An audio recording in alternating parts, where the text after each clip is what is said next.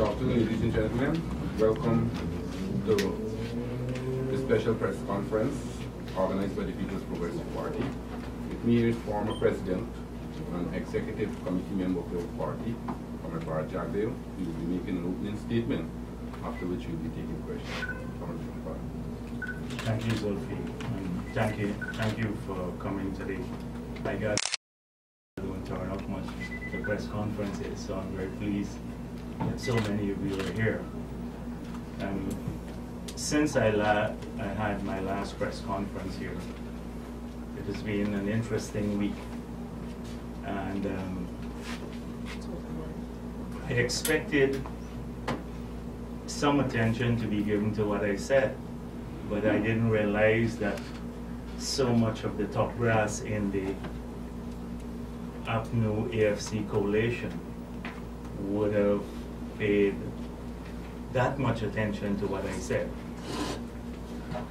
And so yesterday I had cause to look at a very interesting press briefing that Mr. Trotman and Harman held. And I made one comment yesterday about it, but I thought that maybe I should host another press conference just to assure my friends in the opposition that some of their concerns and some of their worries will not materialize. The first is that they said, Trotman said, I should stay out of the race. And he spoke about the prominence that I played on the campaign trail. Well, I have not joined the campaign as yet. I made one speech at Babujan, and I had one press conference. From tomorrow, I'll join the campaign when our campaign is launched. So I don't know what he's talking about, the prominence that I played on the campaign trail so far. I just made one speech at Babujan, and I held a press conference. And this is after 3 years of not saying anything to the media, staying away from public life. So I'm very pleased that one speech and one press conference would generate so much worry among the opposition. And the second thing he said, or they said, is that I want to get on the ticket. Somehow I want to get on the ticket for April 7th when the list is handed in. Well, I know they're worried about that, but I'm not on the ticket. I've said that before. I'm not interested in any constitutional post. I'm prepared to help my government, the PPP government, a government that I support, headed by Donald Ramatar, in a capacity where I believe I have some skills. But I do not want a full-time job with the government. I'm not in running for any position. And so I will not be on the ticket, as everyone knows, but they're still worried about it, that somehow I'll spring a rabbit out of the hat and appear on the ticket on April 7th in some capacity. No, they need not worry. So that is not going to happen. And I will not be on the list.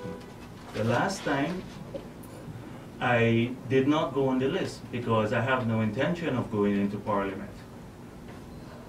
But will I support my party in the upcoming elections? Yes, definitely.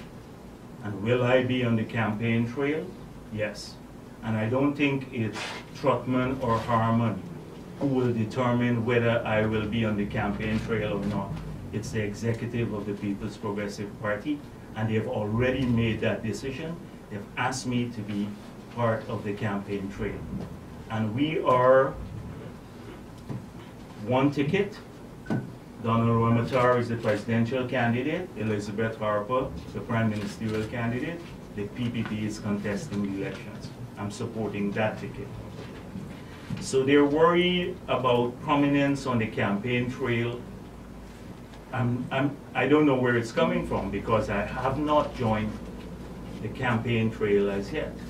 I made one speech at Babujan, and I had a press conference after 3 years. So it is quite, I also would like to deal with some other issues that came out after the press conference, because I saw a number of prominent figures in the opposition. They took issue with some of the things I said. So Carl Greenidge, he gave a long explanation, long, convoluted, justifying explanation about the failures in the failed economic strategy that the country pursued. He did not respond to the key issues that I raised. That as Minister of Finance, when the Auditor General was supposed to present the audited statements of the country to him, and he would have taken those statements to the Parliament, he did not take a single statement to the Parliament to the gap of about 10 years. He did not. It's the most unaccountable Minister of Finance in our history. He did not respond to that. He said he made some changes in processes that allowed the PPP from 1992 to start producing the accounts, but they couldn't. The changes he made couldn't have been implemented in any of the 10 years prior to that accounts were not produced for the country. And he still did not respond to the position, my statement, that he prohibited by letter the Auditor General at that time, Anand Gulsaran, from auditing privatization proceeds. And that there was a sinister reason for doing so. The second issue is that he didn't answer is that in his tenure as Minister of Finance, there was the largest growth in the external debt of our country in our history, in the period that he was Minister of Finance, the external debt. The domestic debt, if it's used for monetary purposes, that is sterilization of liquidity, it is not a big issue, because although it's on the Treasury, it's placed on the Treasury in Guyana. In most countries, it's done by the central bank, so it's reflected in their balance sheet, and it's called open market operation. So I do not pay too much attention to the domestic debt, because a lot of the money that's used to sterilize through the issuance of Treasury bills is not used to finance the deficit. It's just used for monetary purposes to keep liquidity in the system at a level that would not be conducive to high inflation. But the external debt, the largest growth came in his era. The third thing is that it was in his tenure that the country was declared uncredit-worthy to borrow from anywhere in the world. It was in his tenure. And that is why a structural adjustment program was imposed on the country. So these are just three things. Now, you would believe that he left us a wonderful economy, the way Carl Greenidge and the others speak about it. This is the 1992 budget, the last budget that Greenidge presented, March 30th. Let me just read you a small section. You can read this for yourself. But the private sector had made some representation that the consumption tax was too high. So he was given an explanation in the budget about their request for a lowering of the consumption tax. This is what he said in his budget speech. The consultants found that consumption tax was paid on less than 1% of materials purchased, and that evasion was widespread amongst almost all categories of businesses. Furthermore, as has been argued by the Ministry of Finance ad nauseum, a great deal of the blame laid at the foot of the consumption tax has been wrongly attributed. The real culprit in many cases has been the overall economic recession rather than the tax. Now listen to that carefully. He's saying the real culprit in many cases has been the overall economic recession rather than the tax. 1992, speaking of an economic recession in Guyana, by his own words. So these are factual things. You can't run from your record. You cannot run from your record. So Greenidge needs to respond to those things. Now he made a series of personal allegations about corruption and everything else. The Minister of Finance, the current Minister of Finance, myself, the President, etc., how we are facilitating corruption.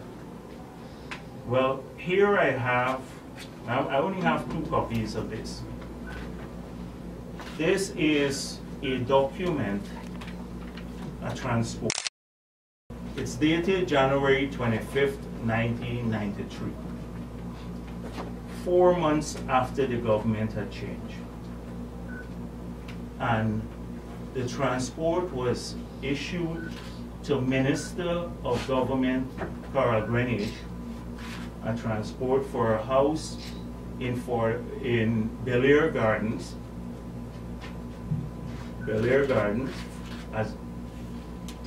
and $4 million. Now, in 4 months after the government demitted office, Guyana Stores, that owned the building at that time, a public company that owned these houses, transferred this property. At that time, you didn't have big properties in the country. You know, 1992, Adam Harris, everything was in state of decay. For $4 million in the best area in the city, a house, to the Minister of Finance. Now, he had long ceased to be Minister of Finance. I'm going to give the Kite Shore News this. And he'll accept it. Yes. And then I'll get another copy to the other so that the Kite Shore News could look into that.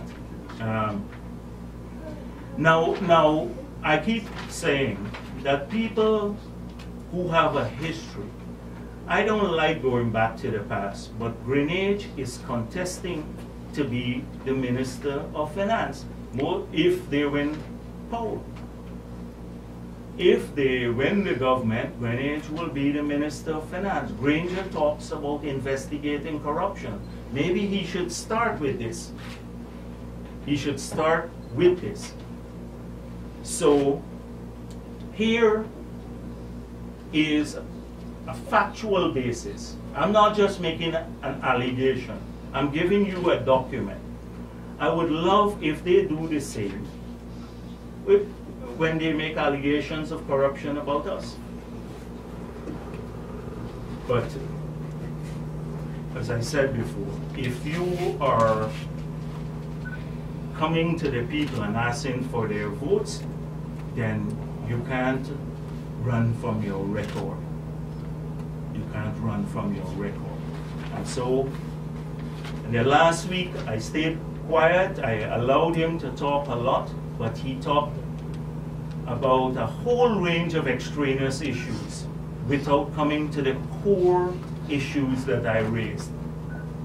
The recession, he presided over the biggest growth in the debt, the worst economic strategy, recession, made the country uncreditworthy, took us to the IMF because there was no other choice, had a structural adjustment policy imposed on the country.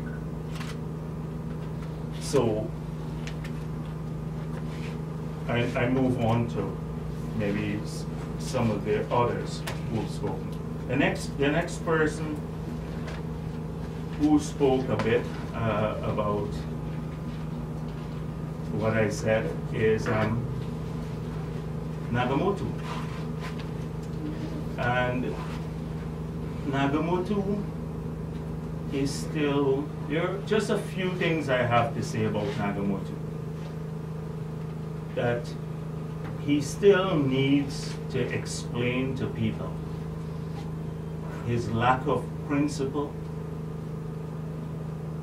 the lust for power, because that he openly displayed and displays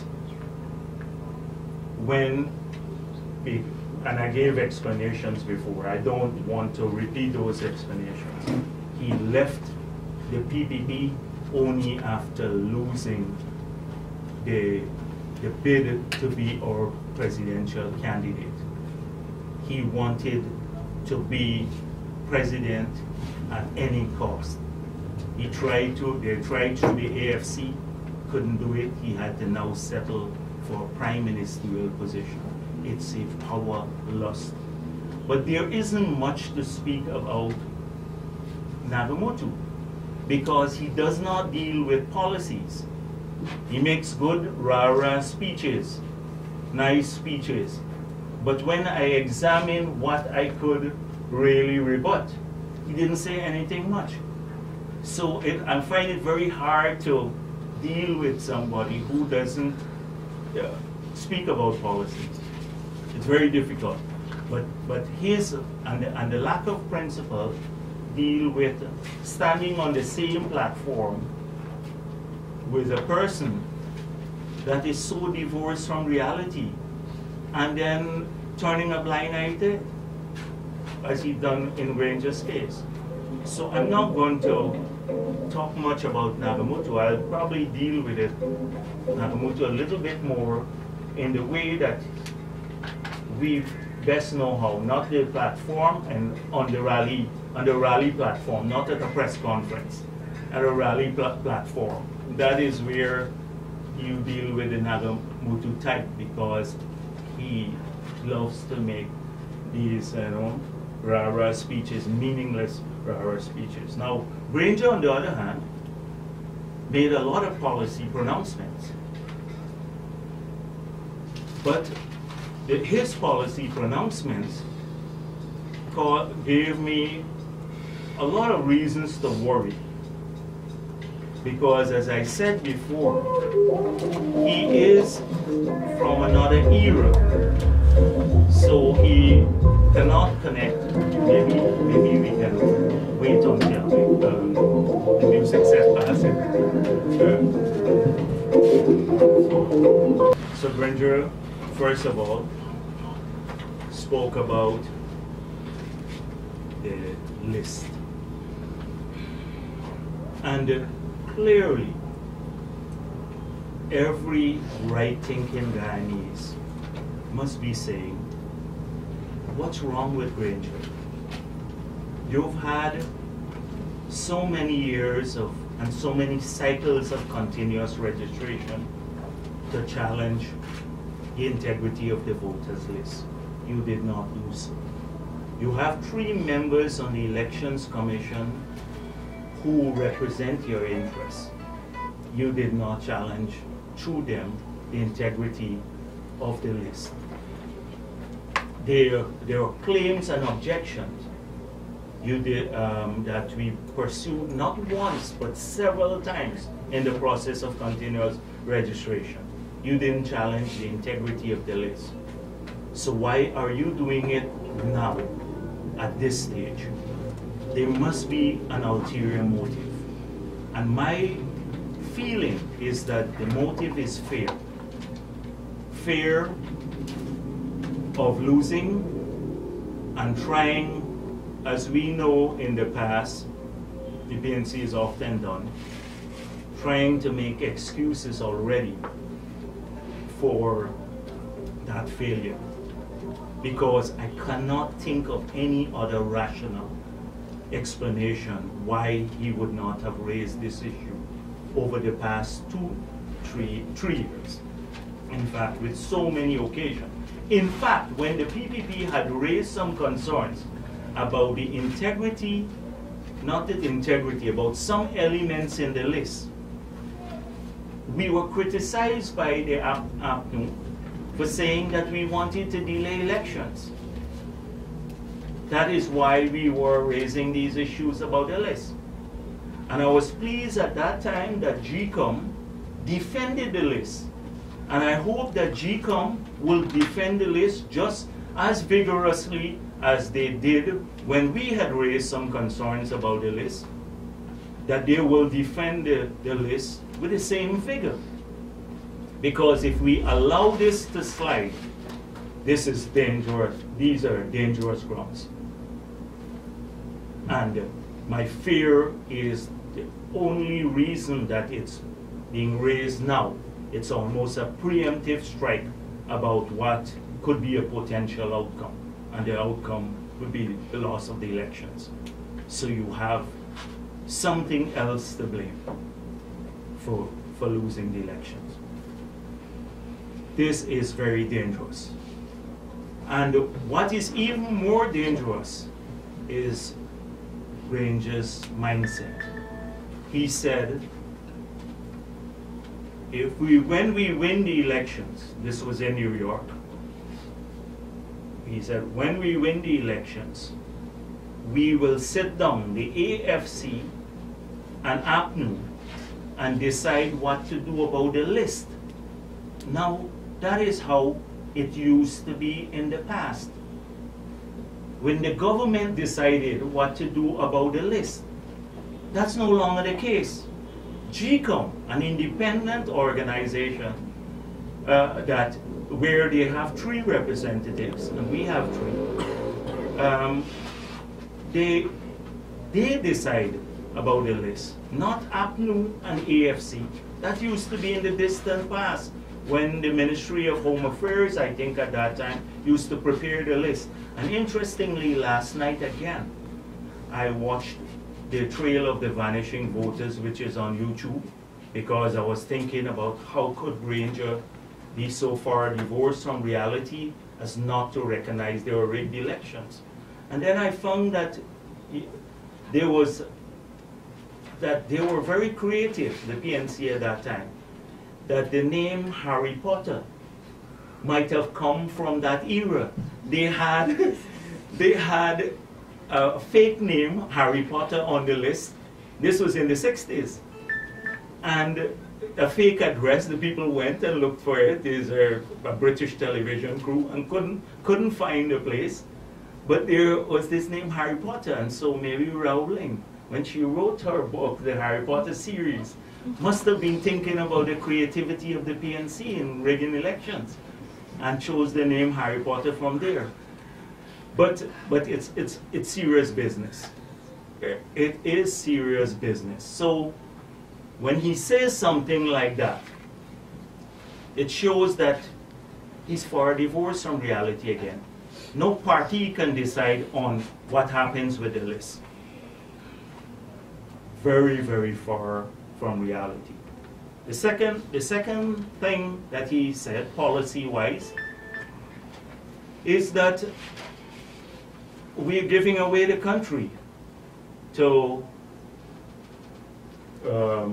Brazilians, Indians, Russians, Chinese.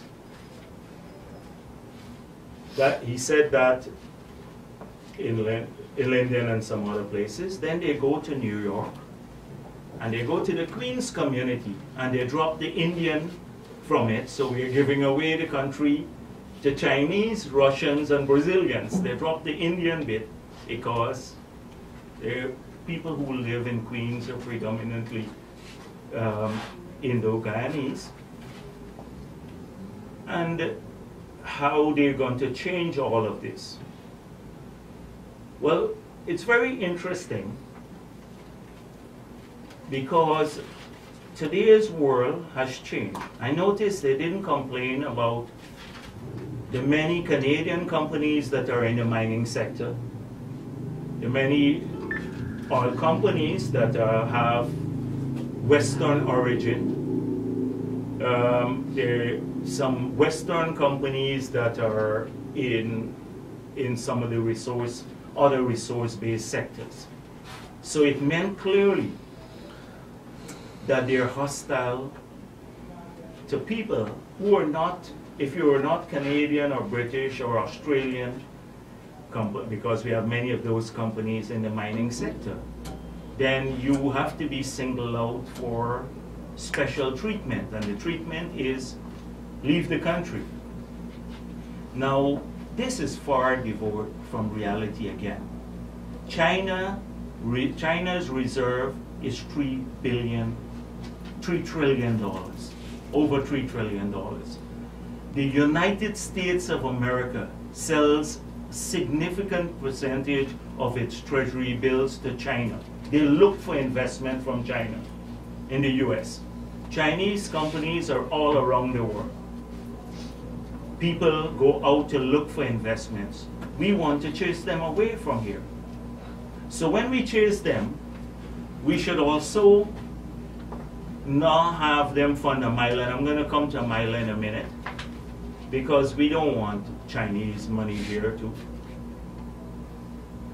It is, everybody recognizes that the BRIC countries, and that's why we sought to develop new relations with the BRIC countries, Brazil, Russia, South Africa, China, India, that these are the emerging economies of the future, that we need to work. They're some of the most dynamic economies of world, the most dynamic economies in the world, that they're getting a larger and larger share of world's GDP and creating world's wealth. That we need to forge new relationships, not to give up on the traditional ones, but to forge new relationship with a dynamic part of the world. When you're so out of touch with reality that you say that we should chase away their investors, then something is wrong with your economic strategy. We go back to a period, the Burnhamism period, the period when we locked away ourselves from investors. We locked it. The Guyana was, nobody came here. And so that is very important. And if, when Alcoa walked away from the Berbice River, Western company, if Roussel had not moved in there, the people in Aichuni and Kwakwani and many others who were from Linden would not have a job today. And when they were seeking to close Lin Mine at that time, and you couldn't get a Western investor, it's a Chinese company that came in and made the investment and kept the bauxite industry alive in Linden. As a result, hundreds of people there still have a job. And you're going to chase them away from this country? It's out of touch with reality, modern day reality again. And after being battered on a miler, they were saying a miler is so bad, they cut the budget, they didn't approve the project moving forward, sabotage a miler. And we asked the question, so if you don't want a miler, tell us how you're going to supply cheaper energy to people, renewable energy. They do not have an answer. One attempt to answer this was to issue local bonds to fund the project. If you issue local bonds to the value of 850 million US dollars, do you know what will happen to the exchange rate in Guyana? It will just go crazy. Inflation. It will throw the country in economic turmoil because our banking system has grown, but it doesn't have that kind of debt to raise that amount of money. So we thought it's best to get it in investment and loans from abroad, not loans to the government, but loans to the project, because all we're doing is to buy power. So after recognizing that what they were proposing, after we exposed it, was not sustainable, he now switched. I saw at the GMA meeting, Granger now switched to say, we will build a miler, but we will change some things on the project. I bet he wouldn't be able to change a single thing. But he's come around now after sabotaging for 3 years the project. By next year, actually by the end of this year, a miler would have been generating power and reducing people's electricity bills, and also the businesses would have had more reliable and cheaper power. By the end of this year, they sabotage it. They sabotage it next year, so 2016. Yeah, so for all these years to come around now and say we will do it, out of touch again with reality. And so then Granger goes again to say, we will give, his ICT strategy will give a computer to every school child. But you want to give a computer to every child in school, and you cut the budget for a computer to every family. If you can't do it for every family, we didn't ask that much to go to every child. Later we'll get there. But we just wanted to give the families the computer. You cut the budget on that, and then you promise this to go to give every child. It's a promise. And it is not to give a computer to every child. It's not an ICT strategy. We have outlined our strategy, the 4 elements: cheaper bandwidth, a public Wi-Fi system along with private Wi-Fi system, so bandwidth across the country that's accessible, people have access to, a liberalized telecommunication sector, computers in the schools and at home so people can interface with the internet. We've also spoken about online university education, an entire ICT strategy defined, looking at all the elements of it, from cheaper bandwidth to policy. And as a result of this, tax concessions too. 10 years or more than 10 years ago, we said if you invest in the ICT sector, you'll get a tax holiday, a 10 years tax holiday. Qual Fund is one where the president spoke. Recently, they opened a campus, and you're going to have 6,000 people employed here. And look how many other call centers. Just down the road here, a big one is opening up. They were never there before. It is as a result of our ICT strategy. We had trouble with bandwidth, but we assisted the companies, even with the VSAT link. And the tax holidays were so generous so that people thought we could attract the investments. Today, thousands of our kids are now working in this sector, and thousands more will be working in this area because of a comprehensive strategy.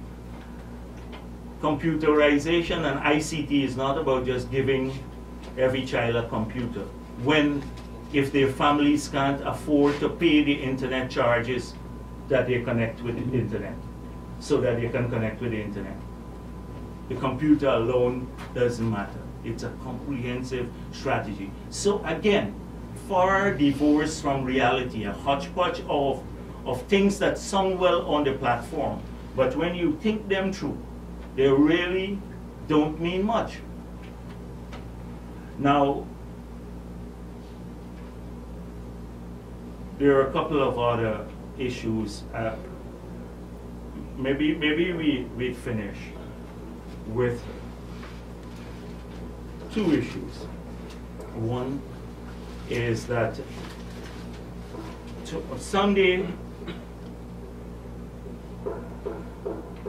Granger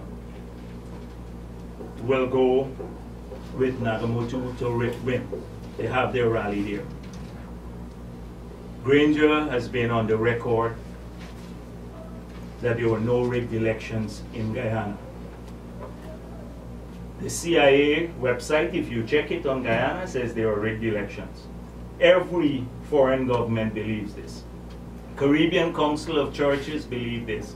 And I think people of all faith, Granger says he's a man of God, like not a man of God, he's a believer, and people of all faith, they have an obligation not to lie. Lying is a sin. Oh, in all faiths, in Hinduism, in Islam, it's Christianity. And so, it's either it's a lie or it is, again, this time warp, a bubble that you live in. So at Wim, 10 miles from Wim, in 1973, two persons, Jagan Ramesar and Bolanath Parmanan, were killed when they tried to protect the ballot boxes from being stolen. They were shot dead. I want Nagamoto and Granger to stand on the platform at Wim and say that those people's lives were in vain. That their lives that they gave up was for a lie. So Nagamoto needs to tell the people in Berbice why, if that wasn't so. And it's only because this guy still believes that elections were not rigged. And they're 1 mile away is the Tain campus from Wim, where they're holding their rally. The Tain campus for university. And when we sought to build that campus, they were opposed to it. They said we are carrying university education to our supporters. Now, I think all the people in Berbice use the campus, not only supporters of the PPP. But that is how short-sighted they were. So now Granger promises free education, but you cut the University of Guyana loan, to the student loan, and your party was opposed to the Tain campus, just a stone throw from Wim, where they have their meeting, and they go and tell those people how they love their children, and want them to be educated and have, university education, etc. But it would be hard to answer. And they need to also, Granger, why Wim was bypassed in the PNC era, when they took electricity to Berbice and bypassed Wim because it voted PPP, and then went on to Manchester because of how you voted. And the way I see it is that the PNC numbers from the elections, 80% of Berbice, 80% of the sugar workers used to vote for the PNC. That is the numbers they used to get after the boxes were, of course, manipulated. And then also, they need to talk to the sugar workers, because a lot of them live around Wim area. About a year ago, them saying that they want to, one of the members of the APNU coalition said we should shut down the sugar industry. And then they did a bit of damage control. And Granger said, we will not dissolve sugar. Now, sugar is not like you're stirring it in a pot of, a coffee or something. Divorced from reality, we will not dissolve sugar. But nothing about policy. The president has outlined a plan for the sugar industry. He says we are going to spend in excess of $20 billion in the next 5 years. Specifics says we're going to focus on better husbandry, that is greater productivity from the field. He spoke about mechanization, spoke about retraining of workers for the industry to a mechanized industry. He spoke about making sure the factories, all factories, are efficient and performing at a maximum. He spoke about improved conditions of service for workers. Specifics, not a blank statement, we will not dissolve sugar. Specifics. So a lot needs to be answered. So they need to tell the workers how the AFC promised 20% in the industry and then join with the opposition to cut the budget, and now even conspiring with them to ensure that the $3 billion from GGMC will not go to help the sugar industry. These are some of the issues they should address at whim, because they're going to go there again with the rah-rah and all kinds of stuff. But these are the things that matter in people's lives. What happens tomorrow?